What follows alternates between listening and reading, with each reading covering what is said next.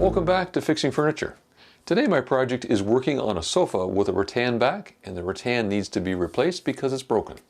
It might seem like an intimidating project, but once you see step by step how it gets replaced, you'll understand that maybe this is something that you can take on for yourself.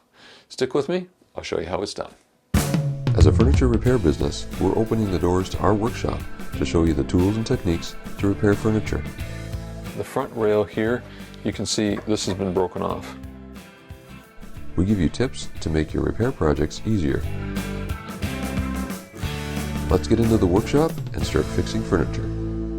Sponsored by Kennedy Hardware, offering restoration hardware for antique furniture. For those of you who have been following along both of our YouTube channels, both Fixing Furniture and Home Improvement Woodworking, you'll understand this is a temporary workshop setup for me. This is my hand tool room, and I have a machine room across the hallway here in the basement of our Victorian home. Now the future workshop is where we're going to, and that's the garage. The sofa that we've got won't fit in the space here, so I'm going to be working out of the garage. It's a little bit rough right now. It needs to be insulated. We need flooring. Everything needs to be set up there so we can heat it in the wintertime as well. So I'm going to grab some tools here, grab some lighting, and we'll head out to the garage. But we've got some wonderful gardens that have surprised us this spring. Lots of things growing that we're learning about as we go. So I'll give you a quick tour of that on the way out to the garage. So out the back door here, there's the garage, so that will be the workshop. And this is the water fountain that we've got, and some wonderful gardens as well. One of the previous owners of this home, the Rattan family, they started the Horticultural Society here in Perth. And the previous owners of this house, just before us, restored some of these gardens. So there's lots of different plants, rosebush, a number of things we haven't identified yet.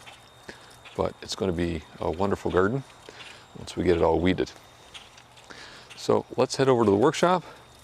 I'm looking forward someday to this being my commute, walking about 20 steps.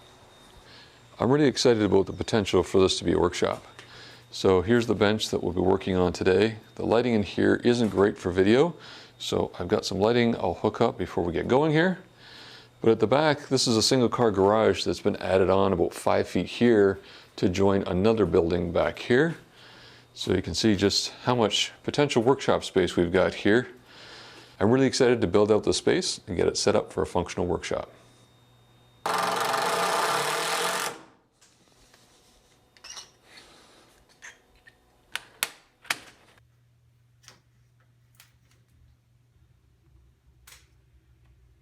Now I've plugged in 6 lights here. I'll turn on the switch. That's much better. That's good working light. Okay, let's get to the sofa. This sofa is from a local coffee shop, and rattan can become brittle over time, and that's what's happened here. It's broken. So the first step in taking it apart is using a sharp knife and scoring the rattan cane webbing at the edge here at the reed spline and on the outside of the reed spline to break that glue line, and then I can start chiseling out the spline. I want to be careful with the back of the sofa here. I don't want to be putting stress on these joints. So I'm going to roll it on his back, prop it up, and that way I can work on a horizontal surface. I stacked up these subfloor panels that I've got for a future project, but you can see there's a gap here still. So I think if I add one more panel, that should get this whole back level. So I'll take my knife and put it on a little bit of an angle towards the reed spline and run it along the glue line, and that will help free it up, because what we need to do is take the reed spline out first, and then the cane will come out second. So I'll do the same thing on the outside here. Just careful to keep my hand away from the knife. And you want to use a brand new blade when you're doing this, so you're not struggling through the cut. As I'm working on the center of this crest rail here, you can see how many tight curves there are, and this joint here and here is going to be the most difficult part of this caning once I start pushing it in. But we'll get that done and get the sofa back to the coffee shop so customers can enjoy it again. Now, as I'm working towards the arm, I can see that the upholstery here is in the way of the reed spline and the sheet cane. So I'm going to have to pull some of that back so I can get access to it, because the sheet cane needs to come across the rail here, pushed into that groove, so we do need some elbow room.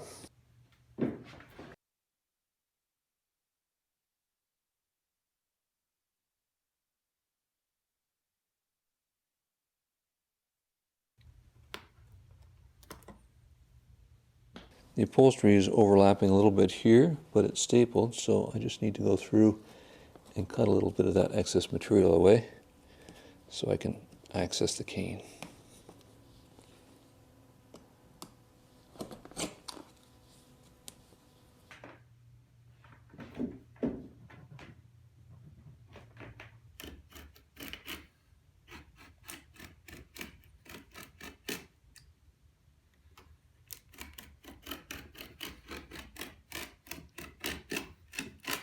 I've cut the glue line all the way around the back, and now I'm going to use a cane chisel. A cane chisel has a curve to it, and it's very sharp on the end. So this allows me to get in that groove and start taking out the cane. So it's just a matter of tapping it in, getting to the bottom of the groove, and then start pulling it out. And once I get it started, it's a little bit easier.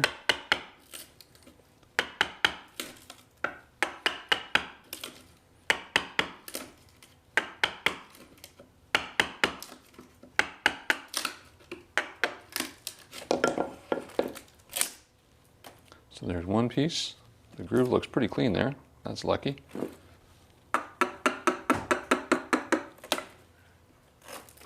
Okay, this one looks like it might come up a little easier than others I've been working on.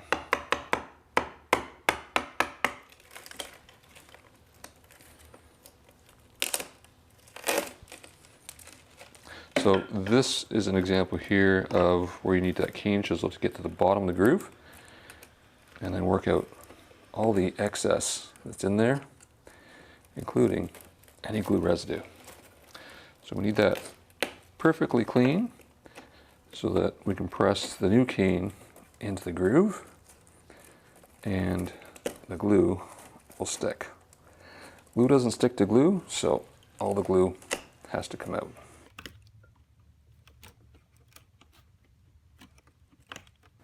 The cane chisel can also be used backwards, so instead of just scooping it out, I'm going to turn it this way, and that allows me to get in these tight corners here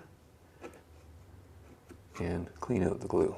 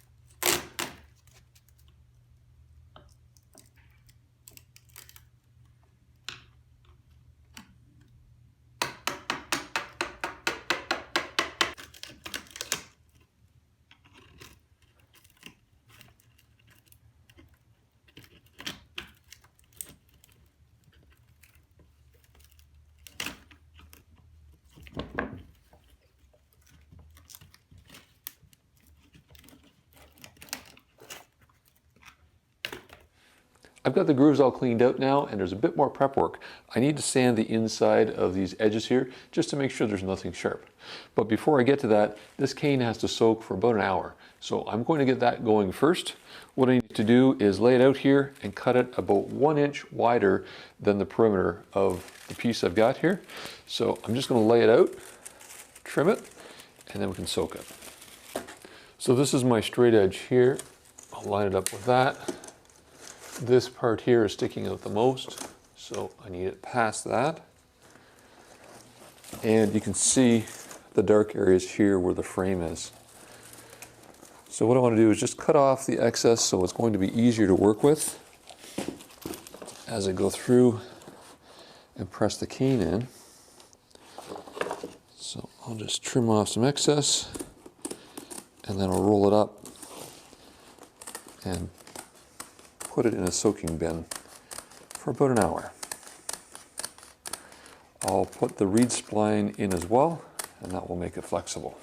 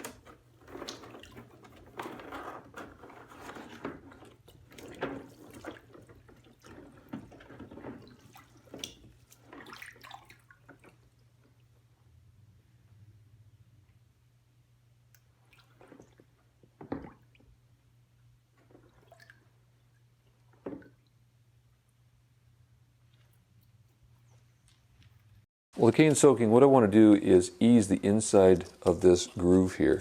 So I've got 120 grit sandpaper and just round it over ever so slightly. So we want to make sure that the cane doesn't break, and that's why we want to smooth down the area that's in here. Oh, there's a few mosquitoes in here. So it's just a matter of smoothing it out. And if you do end up with a spot that's a little bit worn, I just sanded a lot here, like this, that you might see with the cane, you can just take a stain marker and cover up those areas, and then just wipe off the excess stain. So that's how I'm going to prepare this. So once I finish this, we're all ready for the cane. This is also a great time to just take some soap and water, clean off the frame. It's never going to be as clean as this once the cane's on it. So this will just clean it up. While the rattan cane webbing and the reed spline are soaking in the water, I'll tell you about how to find out the right size of the reed spline to order. It comes in different widths and it's in a V shape, and the purpose is to wedge in that groove. So to measure the groove, you can use a combination of nickels, dimes, and pennies to figure out that width. We've got a blog post on fixingfurniture.com that has a chart that shows you the right combination of nickels, dimes, and pennies, and then the corresponding reed spline. So go there, you can figure out the size that you need, and then you can order that. Right now I've got some time on my hands, so I'm going to go to the workshop and make some more of these. You'll see this coming up. This is for installing the reed cane.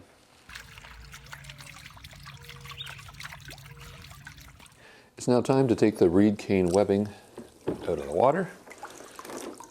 So I'll just let the majority of the water drip off here, and then I'll roll it out. Now cane has a shiny side and a dull side, so you want the dull side down. And I'm going to put this cut edge down on the sofa like this.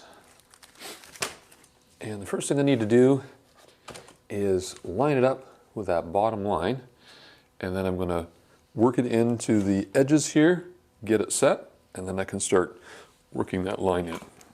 So start by lining it up. I just need to decide what part of the pattern I want here on that rail. That looks good there.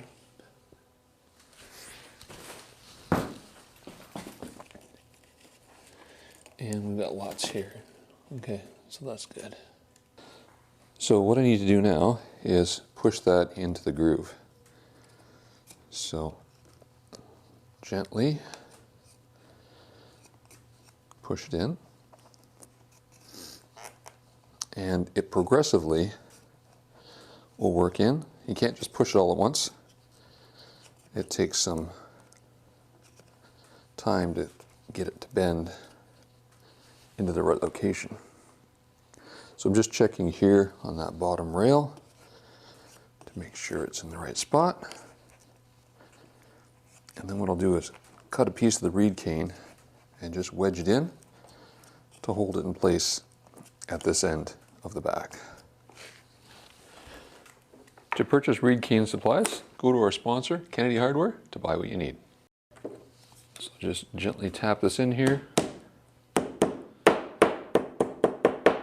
So that holds this end in place. Now I need to stretch it that way and do the other end. So I'm just going to pull this tight. Now it will tighten as it dries. I just need to make sure I've got my pattern set here. And then same as the other side, work it into the groove. Now the advantage of using this cane webbing tool is that I'm not putting stress on the parts of the furniture by using a wedge and a hammer. As someone with a woodworking background, that to me makes me very nervous to be hammering on a piece of furniture, especially with such a fragile edge there. So you can see here, this just gently works it in, and then we can get the reed spline in, hold it on this side, and then start working at the bottom of the back.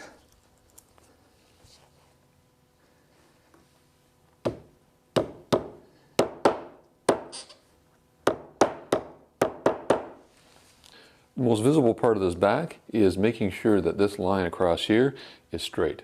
So I'm going to start at this end here. I've got my pattern lined up, and I'll push it into the groove, making sure it's a straight line all the way across here.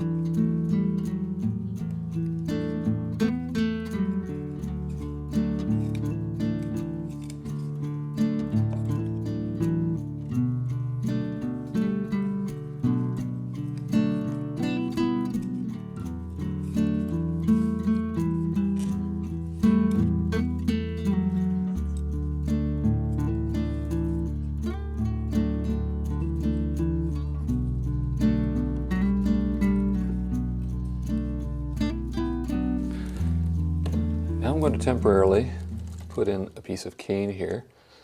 I will be taking it out in a few minutes,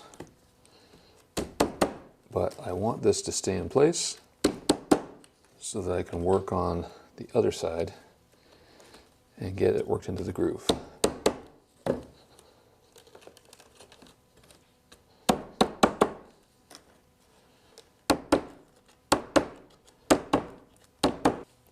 So now what I'm going to do is start in the center here and work the cane into the groove. Now if you recall, this is where there's some tight curves. So this cane installation tool, people buy it on our website, wouldn'titbenice.ca. I'll leave a link in the video description. And this is one that I'm playing with as a prototype to see if it's going to work in these really tight areas. I think I've got to get this in here first. The key is to work it in, but not to break it. So part of what will help is relieving some of the stress by cutting the cane.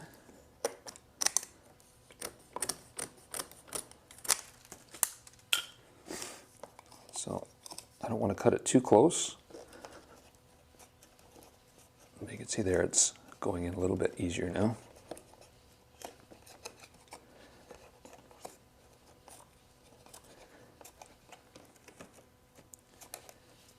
So this is just a game of patience.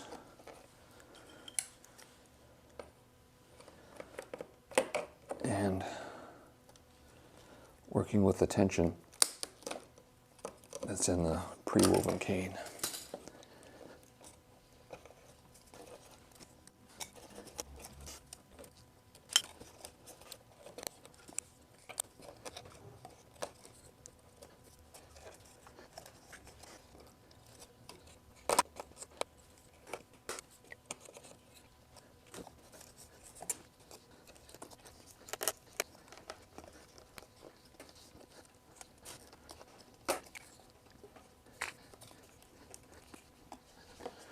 When I get over to a detail like this, where it changes direction, this is where you can sometimes get binding. So I find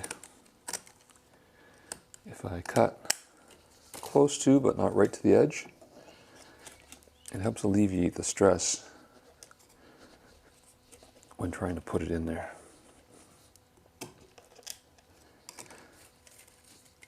I just progressively get closer and closer because I don't want to overdo it and overshoot my mark.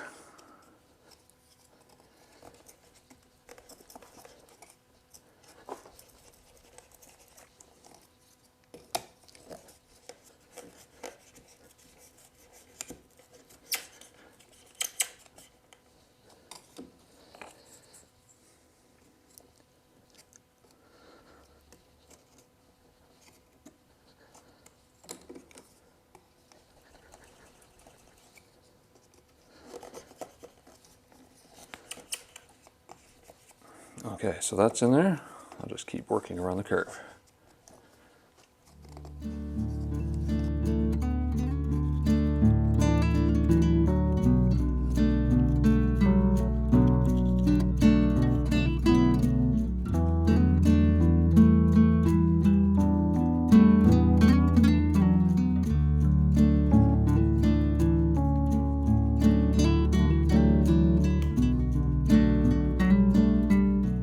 The next step is to use a knife and cut the inside here.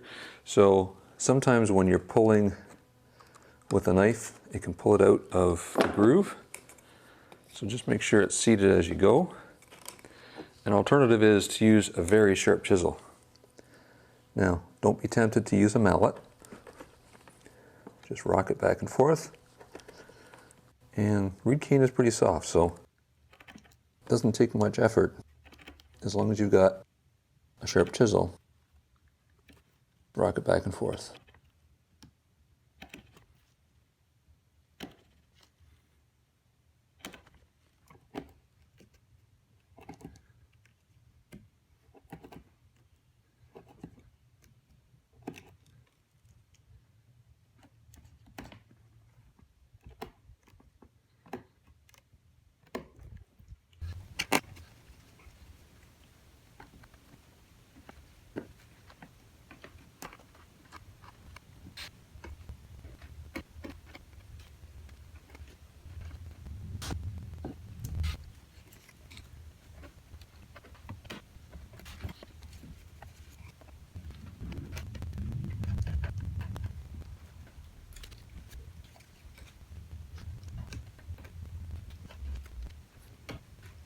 Do you have a repair project that you need help with? Book a coaching session with Scott and talk to him one-on-one to get advice based on your skill level and tools. Go to fixingfurniture.com to book your coaching session today. Now I'm adding white glue into the groove here. This is the only type of glue you want to use. You shouldn't be using PVA glue, carpenter's glue, hide glue. This white glue has a bit of a rubbery consistency to it when it dries. So, right tool for the job. So this just goes in, and then we can put the reed spline in, tap it in, and then wipe up the excess glue once it's all completed. I'm starting in the corner here because you're not going to see this. It's just a square corner. I don't need to miter it. And I'm just tapping in gently the reed spline.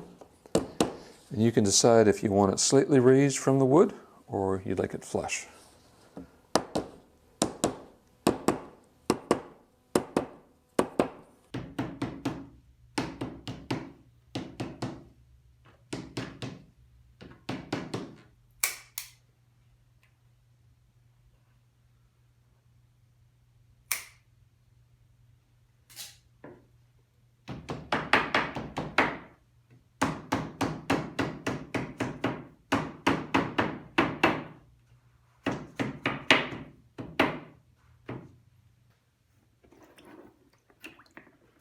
I'll now take the next piece of reed spline and butt it up against the other one. And then I can install this one. And then over here, we're going to make a miter.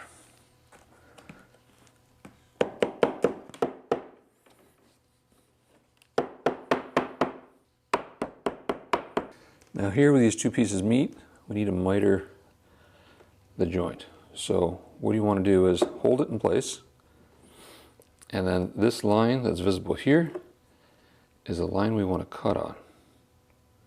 So I'm going to start it while it's resting on the piece, and then I'm going to lift it a little bit,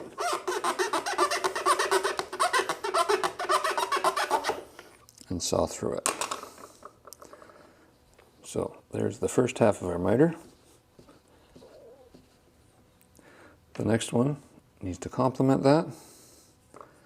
So again, line it up here, get it started, then I can take it down here and push through the cut. So there, we've got a really nice miter.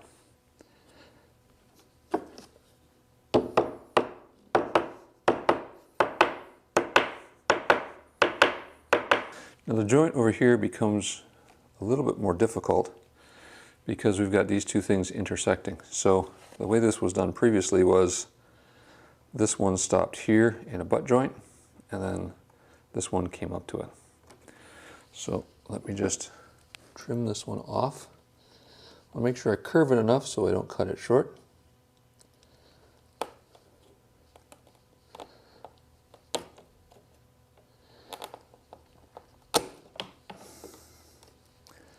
Okay, so there's the first one. Now this reed spline has to bend a whole lot, but you can just see how flexible this is. Just be gentle with it, and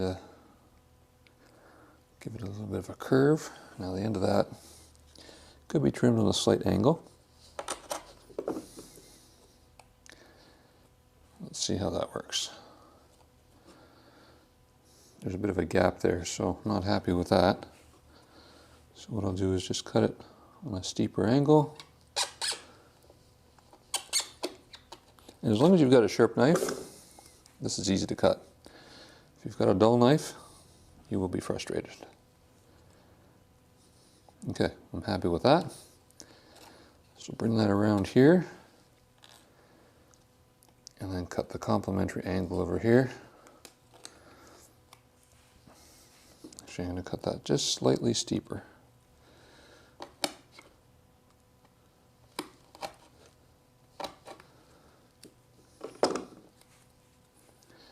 Try that again.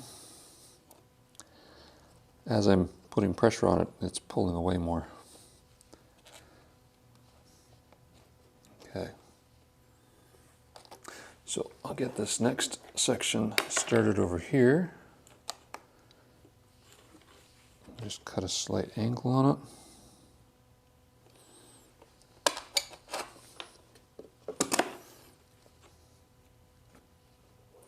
Too much of an angle.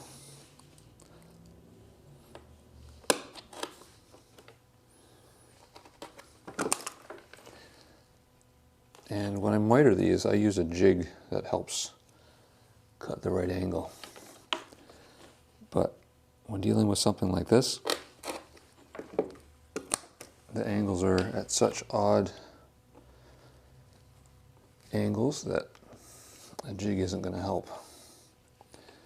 Okay, so push this tightly in here, wrap it around,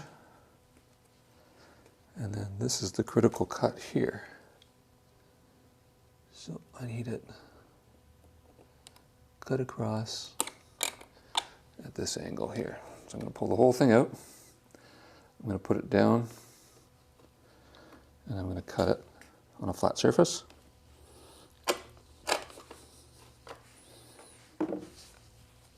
So let's give it a try. Nice snug there. Roll it around. Bring it in here. And there we go. That looks good. Okay, I'll keep working around the back and install the rest of the reed spline. What I'm finding is this is sitting up just a little bit and it's not quite as tight as I want. So I'm just going to use this reed cane installation tool to get it down flush with the rail behind it. It gives me a snugger fit. And that means it's going to stay together and last a long time.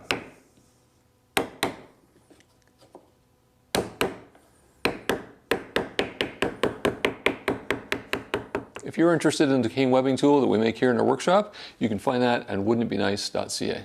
I'll leave a link in the video description. Now I just need to wipe up the excess glue, let this sit for 24 hours, and the rattan will stretch and become tight.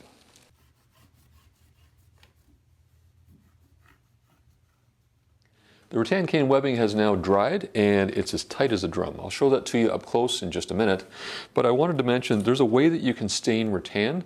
It's not that straightforward, so I've got a video that includes showing how to do that. The customers decided to keep this natural. They like the contrast and think that this will look great in the coffee shop. I just need to reattach the upholstery trim here on the sofa and then we can stand it up and look at it. This is vinyl upholstery trim and it opens up on the inside here so I can put a staple in. Once I staple it, it closes shut again and it hides the staple. So I just need to open it up here, put my stapler on the inside, and then I can tack it in place.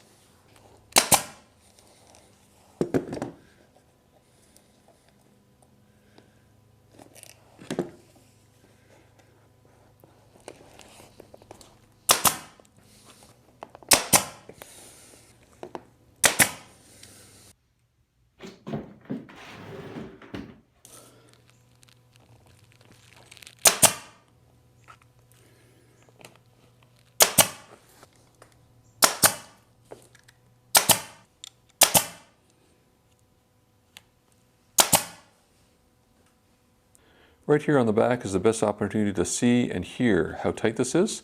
Let me put the mic closer and you can hear.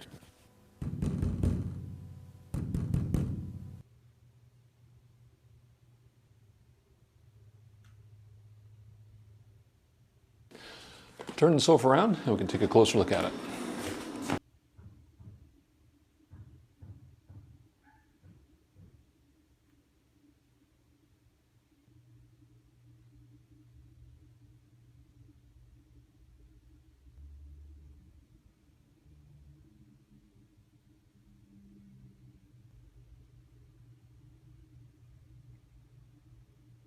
So there you have it, the finished rattan on the back of the sofa.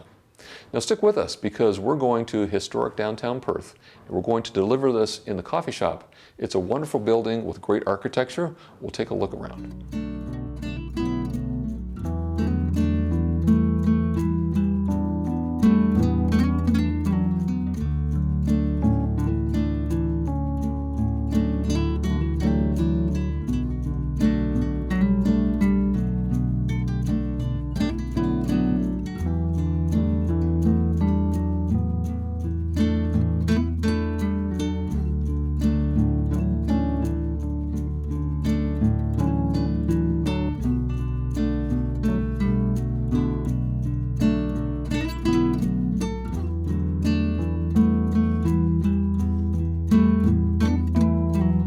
I hope you enjoyed the sofa project. It's now in its permanent home for customers to enjoy here at Coutts Coffee. Thanks for watching Fixing Furniture.